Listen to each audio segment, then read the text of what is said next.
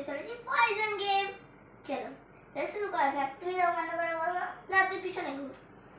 ঠিক আছে আমি পিছনে ঘুরলাম গাইস।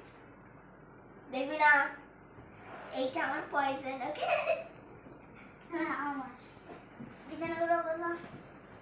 এটা আমার চল চল খাওয়া শুরু করা যাক।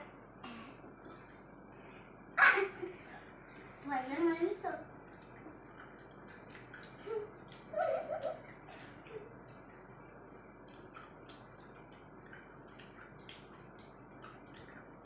পয়জন